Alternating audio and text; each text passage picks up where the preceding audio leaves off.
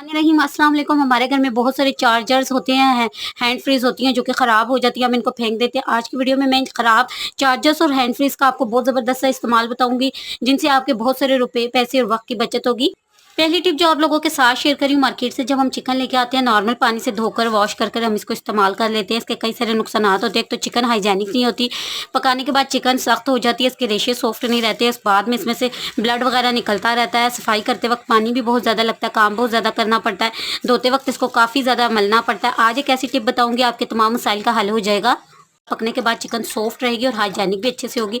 इसके लिए यहाँ पर हमने खुले बर्तन में पानी ले लेना है, 2 से 3 टेबलस्पून जितना। आपने इसमें विनेगर यानी कि सिरका ऐड करना है।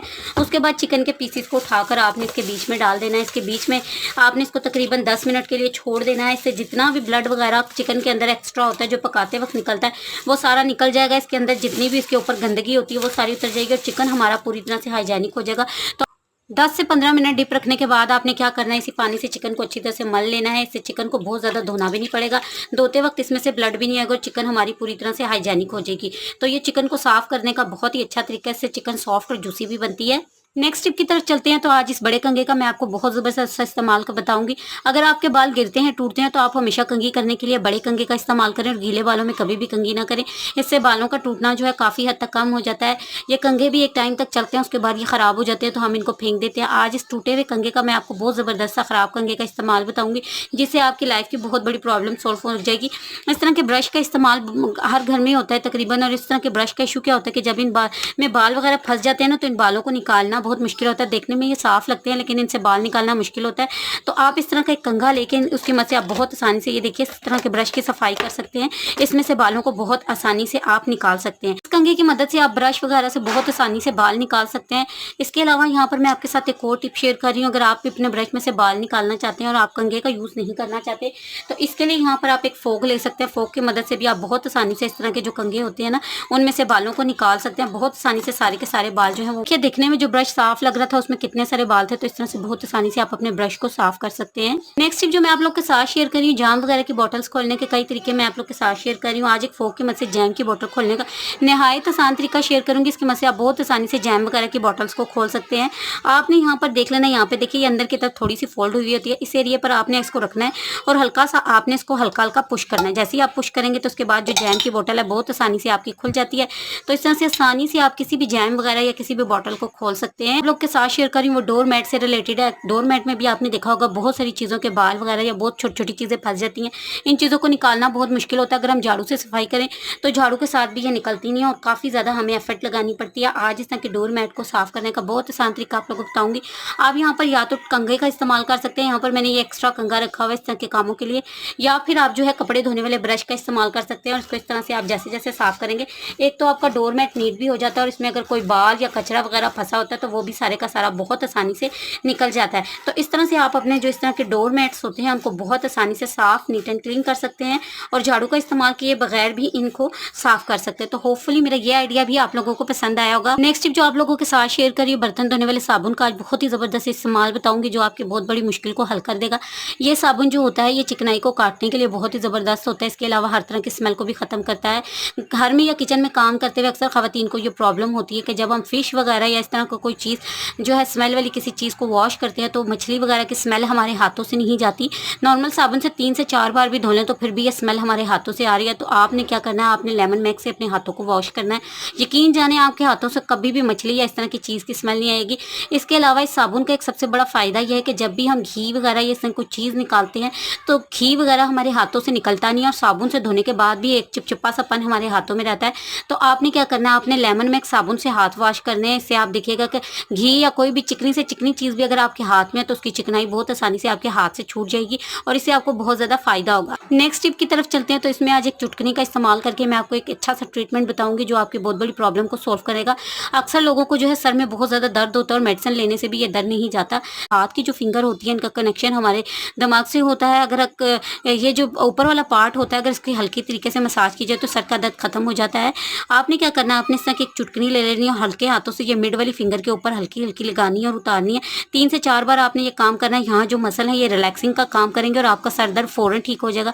आप ज़रूर से इस टिप को ट्राई कीजिएगा, इंशाल्लाह देखिएगा इससे आपको बहुत ज़्यादा फ़ायदा होगा। नेक्स्ट टिप जो मैं आप लोगों के साथ शेयर कर रही हूँ वो 3 फेस से रिलेटेड है। 3 फेस की वायर काफ़ी लंबी होती है और ये बहुत ज़्यादा ओलोजिती है। अगर हम इसे ठीक से अरेंज करके नहीं रखें तो वक्त के साथ साथ ये वायर ख़राब हो जाती है या जगह जगह से डैमेज हो जाती है, जिससे करंट वगैरह लगने का खतरा होता है। तो आज मैं इसको ठीक से अरेंज करके रखने का आपको बहुत ज़बरदस्त तरीका बताऊंगी।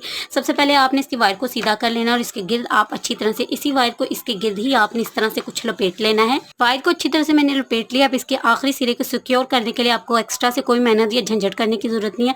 इसको आप यहाँ पर स्विच के बीच में कुछ इस तरह से सेट कर देंगे तो ये वायर कभी भी खुलेगी नहीं, खराब नहीं होगी और इजीली आप इसको कहीं पर भी अरेंज करके रख सकते हैं। तो होपफुली ये आइडिया भी आप लोगों के को पसंद आया होगा। नेक्स्ट टिप जो आप लोग के साथ शेयर करी तो अक्सर ऐसा होता है कि इस्त्री के साथ जो वायर होती है वो काफी लंबी होती है।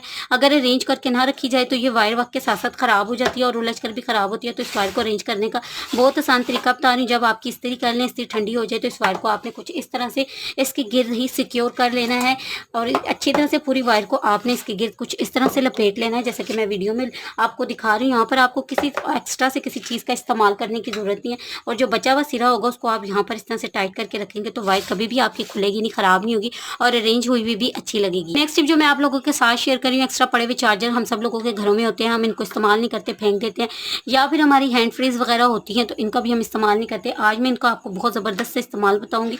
एक्स्ट्रा पड़े हुए चार्जर्स और लीड्स और हैंड फ्रीज वगैरह को आपने नहीं फेंकना, ये आपके बहुत बड़े मुश्किल को हल करेंगे और आपके पैसे की भी बचत करेंगे। पहला आइडिया जो आप लोगों के साथ शेयर कर रही हूँ, चाहे आपकी हैंड फ्री है या चार्जर के साथ इस तरह की जो लीड होती है ना इससे रिलेटेड शेयर कर रही हूँ, तो आप ये चाहें तो इसको यहाँ पर कट कर सकते हैं, कट करके भी आप इसको इस्तेमाल कर सकते हैं। तो मैं इसको यहाँ पर कट नहीं करी ताकि ये गुम ना हो और जब मुझे जरूरत पड़े मैं इसको इस्तेमाल कर सकूँ। सबसे पहले हम क्या करेंगे, हम टिश्यू पेपर ले लेंगे और टिश्यू पेपर को अच्छी तरह से इस तरह से ना इस वायर के गिर्द लपेट लेना और इसको इसके गिर्द आपने अच्छी तरह से सबसे पहले फोल्ड कर लेना। ये जबरदस्त गिर्द इस तरह से टिश्यू पेपर को आपने बहुत अच्छी तरह से लपेट लेना। आज इसकी मदद से आपकी बहुत बड़ी प्रॉब्लम सॉल्व होने वाली है। तकरीबन हर घर में ये प्रॉब्लम होती है और आज इसका बहुत ही आसान सा मैं आपको हल बता रही हूँ। जी हाँ, देखिए हमारे जूसर वगैरह होते हैं या ऐसी मशीन्स होती हैं, ऐसे की चीजें होती हैं जिनके बीच में से सफाई करना काफी मुश्किल होता है। तो इस लीड की मदद से ये देखिए आप अंदर तक बहुत आसानी से साफ कर सकते हैं, इनको नीट एंड क्लीन कर सकते हैं। ये आसानी से साफ हो जाएंगी और हमें कोई एक्स्ट्रा से टूल और कोई चीज भी खरीदने की जरूरत नहीं है। तो ये देखिए कितनी आसानी से आप अपने जूसर जार वगैरह के जो नीचे वाला मशीन वाला एरिया होता है बगैर इसको गिला किए, बगैर कोई मेहनत किए इसको साफ कर सकते हैं। तो होपफुली ये छोटा सा आइडिया है, ये आप लोगों को पसंद आया होगा। नेक्स्ट टिप की तरफ चलते हैं। तो ये जो एक्स्ट्रा पड़ी हुई तार की लीड या ये हमारी हैंड फ्री के साथ जो ये लीड होती है इसको हम फेंक देते हैं। आज इस लीड का आपको बहुत ज़बरदस्त इस्तेमाल बताऊंगी, इंशाल्लाह इससे भी आपको बहुत ज़्यादा फायदा होगा। तो ये काफ़ी लंबी लीड है, जितनी आपको रिक्वायर है ना उतनी आपने यहाँ पर सीजर की मदद से कट कर लेनी है या जितनी आपको लेंथ चाहिए उतनी आप यहाँ पर कट कर लें। तो मुझे इतनी ही लेंथ चाहिए थी तो इसी के मुताबिक मैंने इसको कट कर लिया है। अब मैं आपको इसका फ़ायदा और यूज़ बताऊंगी और हम इसको कहाँ पर इस्तेमाल करने वाले हैं ये भी आपको बताऊंगी। अगर ये लीड या वायर आपकी वाइट कलर की है तो यहाँ पर आप एक काम कर सकते हैं, छोटा सा आपने ले लेनी है नील पेंट। जिस कलर की भी आप चाहें नील पेंट का यहाँ पर इस्तेमाल कर सकते हैं। वाइट वायर है तो उसके ऊपर आप नील पेंट लगाकर उसको कलर का फुल कर सकते हैं अपनी मर्जी या अपनी चॉइस के मुताबिक। कोई सा भी आप नील पेंट का कलर करके वायर को सेम उसी कलर में आप डिवाइड कर सकते हैं। कलर करने के बाद आपने छोड़ देना है ताकि अच्छी तरह से ड्राई हो जाए। मुझे ब्लैक चाहिए था तो इसलिए मैं यहाँ पर इस पर नील पेंट का इस्तेमाल नहीं करी।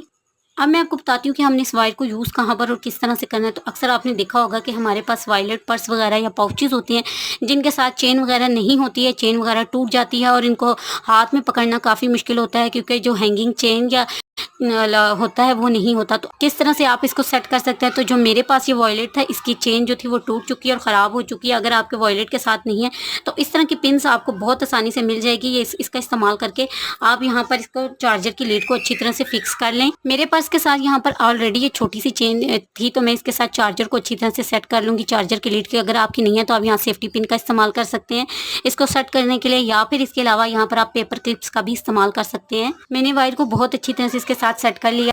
तो यहाँ पर इसकी लेंथ मैंने अपने मुताबिक रखी है, आप इसकी लेंथ कम भी कर सकते हैं। तो ये देखिए एक ज़बरदस्त सा जो हमारा पर्स है वो बन के रेडी हो चुका है। तो अक्सर पर्स वगैरह के साथ अगर चेन वगैरह नहीं है और हैंगिंग बनाना चाहते हैं तो इस तरह की वायर का आप इस्तेमाल कर सकते हैं। लेंथ आप अपने अकॉर्डिंग सेट कर सकते हैं और बहुत आसानी से सेट हो जाती है। और होपफुली मेरे आज के ये आइडियाज़ आप लोगों को पसंद आए होंगे और आपके काम में आसानी पैदा करेंगे। कोई भी आइडिया हैक्स आप लोगों को अच्छा लगता है तो प्लीज़ लाइक ज़रूर किया करें, चैनल पर पहली बार सपोर्ट करें। अपना रखें ख्याल, जज़ाकल्लाह।